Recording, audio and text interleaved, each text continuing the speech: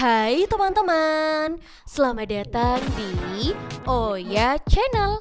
Nah, hari ini kita akan membuat capit origami. Caranya gampang banget loh. Tapi sebelum kita lanjut, teman-teman di rumah jangan lupa untuk like, komen, dan juga subscribe. Nih, di sini aku sudah siapkan kertas origaminya dan kita langsung aja nih tekuk menjadi dua seperti ini. Aku menggunakan kertas origami ukuran 15 ya, 15 kali 15 cm. Dan di sini kita bakalan tekuk lagi.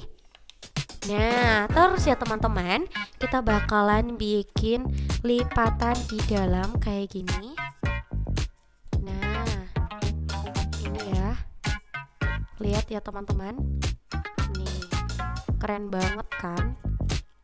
Nah, kalau udah kayak gini, kita bakalan balik dan kita lipat lagi nih bagian keluarnya. Nah, kayak gini ya. Nah, lanjut. Ini masih satu lagi. Nah, kalau udah kayak gini ya teman-teman, kita tinggal tekuk menjadi dua.